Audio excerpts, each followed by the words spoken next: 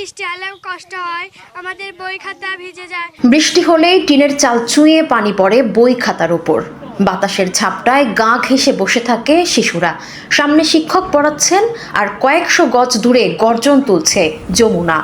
নেই কোনো পাকা ভবন, আলাদা শ্রেণীকক্ষ। বন্যা নিয়ন্ত্রণ বাঁধে খুঁটি পুঁতে ওপরে টিনের চাল দিয়ে গড়ে তোলা অস্থায়ী শ্রেণীকক্ষে চলে পাঠদান। পাশে নেই কোনো বেড়া। 107 বছরের পুরনো চকরতিনাথ সরকারি প্রাথমিক বিদ্যালয়ের বর্তমান এই অবস্থা। শুধু এই বিদ্যালয় নয়, বগুড়ার সারিয়াকান্দির যমুনার পাড় জুড়ে নদী ভাঙনে ধীরে ধীরে সংকুচিত হচ্ছে শিক্ষার মানচিত্র। ভিটেমাটি হারিয়ে এলাকা ছাড়ছে পরিবার, ফাঁকা হচ্ছে শ্রেণীকক্ষ। শিক্ষক ও অভিভাবকরা বলছেন, দ্রুত ব্যবস্থা না নিলে যমুনা শুধু জমি নয়, একটি প্রজন্মের শিক্ষার সুযোগকেও গিলে খাবে। সারিয়াকান্দির যমুনা তীরবর্তী চকরতিনাথ গ্রামে 1919 সালে প্রতিষ্ঠিত হয় চকরতিনাথ সরকারি প্রাথমিক বিদ্যালয়। যমুনার অব্যাহত ভাঙনের কাছে বারবার পরাস্ত হয়েছে প্রতিষ্ঠানটি। গত 16 মে বিদ্যালয় ভবন ষষ্ঠবারের মতো নদীগর্ভে বিলীন হয়। একসময় এখানে 482 শিক্ষার্থী ছিল। আশেপাশের গ্রামগুলো ছিল জনবহুল, কিন্তু বছরের পর বছর নদী ভাঙনে মানুষ ভিটেমাটি হারিয়ে অন্যত্র চলে গেছে। এর প্রভাব পড়েছে বিদ্যালয়ে। বর্তমানে শিক্ষার্থী সংখ্যা নেমে এসেছে মাত্র 74 জনে। শিক্ষক আছেন মাত্র 6 জন। 2 জন প্রশিক্ষণে থাকায় বর্তমানে 4 জন মিলে শিক্ষা কার্যক্রম পরিচালনা করছেন। আমাদের স্কুল নদীর ভিতরে ভেঙে গিয়েছে। আমরা এখন এই রাস্তার পাশে ছাপড়া তুলে পড়াশোনা করছি। টয়লেট নাই, কেউ অনেক কলে পান নাই। তারপরে বৃষ্টি আসলে জামা কাপড় ভিজে যায়, বই খাতা ভিজে যায়। আমরা মানুষের বাড়িতে আশ্রয় নেই। স্কুলের জন্য আমার খুবই কষ্ট হয় পড়াশোনা করতে। বাঁধে অস্থায়ীভাবে গড়ে তোলা এই স্কুলে পৌঁছানোই শিক্ষার্থীদের জন্য বড় চ্যালেঞ্জ। 4র্থ শ্রেণীর শিক্ষার্থী দীপুবাবু প্রতিদিন সুজাতপুর চর থেকে আধা ঘন্টা হেঁটে ঘাটে আসে। এরপর নৌকায় নদী পার হয়ে আরও প্রায় 20 মিনিট হাঁটতে হয়। স্কুলটা যদি ভালো জায়গায় থাকতো তাহলে ভালোভাবে পড়াশোনা করতে পারতাম, খেলাধুলাও করতে পারতাম। আমরা সরকার যেন আমাদের স্কুলটা তাড়াতাড়ি ভালো করে দেয়, আমরা তাড়াতাড়ি পড়ালেখা শিখতে পারি। আমাদের স্কুলটা যদি ভালো করে দেয় সরকার, তাহলে আমাদের খুব পড়াশোনা ভালো হবে। বই খাতা ভিজে যায়, কাপড় ভিজে যায়।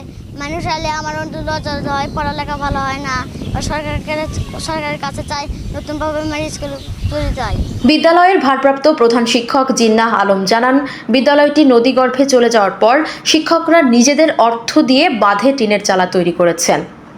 সেখানেই চলছে পাঠদান। বিদ্যালয়টির নতুন স্থানে স্থানান্তরে 80,000 টাকা প্রয়োজন। 10 বছরের মতো এই বিদ্যালয়ে কর্মরত। আমার চোখের সামনে এই বিদ্যালয়টি 5 বার নদীতে গেছে, এবার নিয়ে 6বার হলো। নতুন জায়গায় মাটি ভরাট ও ঘর নির্মাণের জন্য সরকারি বরাদ্দ চাওয়া হয়েছে, কিন্তু এখনও মেলেনি কোনো সাড়া। শিক্ষার্থীদের শিখন ঘাটতি কমাতে নিজেদের অর্থেই পাঠদান চালিয়ে যাচ্ছি। বৃষ্টি শুরু হলেই সমস্যা হয়। টিনের চালা দিয়ে পানি পড়ে, বাচ্চারা ভিজে যায়। তখন পাশের কোনো বাড়িতে আশ্রয় দিতে হয়। বৃষ্টি থামলে আবার ক্লাস শুরু হয়। এখানে তো কোনো সুবিধেই নাই, ছেলেবেলে নিয়ে ভয়। একটা ছেলে যদি দৌড় বেড়ে নদীর ধারে যায়, চাপ ভেঙে যদি পড়ে যায়, তাহলে ছেলেটার কী অবস্থা ঘটে? তো এই অবস্থায় কি আর স্কুল করা যাবে? বজ্রপাতের সময় আমাদের ওই ছাপড়া ঘর থেকে আরেকটা ঘরে শিক্ষার্থীদের নিয়ে মানুষের বাড়িতে আশ্রয় নিতে হয়। এই জন্য আমরা বিভিন্ন সমস্যার মধ্যে আছি। কর্তৃপক্ষের কাছে আমার আবেদন, বিদ্যালয়টি যেন ভালোভাবে স্থাপনের ব্যবস্থা করেন এবং শিক্ষার্থীদের পাঠদান শিক্ষার সুযোগ তৈরি করে দেন।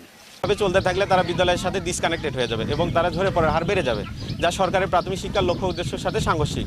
তাই আমি সরকারের কাছে অনুরোধ করব, দ্রুত সময়ের মধ্যে বিদ্যালয়টা একটা যথাযথ স্থানে স্থাপন করে শিক্ষার্থীদের শিক্ষণ শেখানো কার্যক্রমের পরিবেশ নিশ্চিত করা। উপজেলার 4টি প্রাথমিক বিদ্যালয় ঝুঁকির মধ্যে রয়েছে। এর মধ্যে একটি ভবন নদীগর্ভে চলে যাওয়ায় সেটি অন্যত্র স্থানান্তরের কাজ চলছে। উপজেলা শিক্ষা অফিস ব্যবস্থা নিচ্ছে এবং উপজেলা প্রশাসন সহযোগিতা করছে। ভাঙন রোধে পদক্ষেপ নিতে সংশ্লিষ্ট মন্ত্রণালয়েও জানানো হয়েছে। সারিয়াকান্দি ও সোনাতলা উপজেলার বিস্তীর্ণ এলাকায় নদী ভাঙনের কারণে শিক্ষা ব্যবস্থা চরম অনিশ্চয়তার মধ্যে পড়েছে। স্থানীয় বাসিন্দারা জানান, এবার কামালপুর, হাটশেরপুর, শিমুলতাইর, হাসনাপাড়া, ইসাপাড়া, দড়িপাড়া ও কর্ণীবাড়ি সহ প্রায় 8 থেকে 10 কিলোমিটার এলাকা জুড়ে ভাঙন অব্যাহত রয়েছে। ভাঙনের মুখে রয়েছে নয়াপাড়া সরকারি প্রাথমিক বিদ্যালয় ও করমজাপাড়া সরকারি প্রাথমিক বিদ্যালয়। এই খবর পাওয়ার সাথে সাথে আমরা উপজেলা প্রশাসন এবং উপজেলা শিক্ষা অফিসের সাথে যোগাযোগ করে অস্থায়ীভাবে স্কুলটা পরিচালনার নির্দেশনা দিয়েছি। এটার ব্যাপারে আমরা প্রাথমিক শিক্ষা অধিদপ্তরে পত্র দিয়েছি, চিঠি দিয়েছি। আমরা আশা করছি শীঘ্রই এমার্জেন্সি ইন এডুকেশন তহবিল থেকে 3 লাখ টাকা পাবো। ভাঙনের কারণে নয়াপাড়া, চকরতিনাথ ও দক্ষিণ হাটবাড়ি সরকারি প্রাথমিক বিদ্যালয়ের শিক্ষা কার্যক্রম অন্যত্র অস্থায়ীভাবে পরিচালিত হচ্ছে। পূর্ণিমারি চাঁদে এই কাটে ধান, লাইন বসে তবলা বাজায়।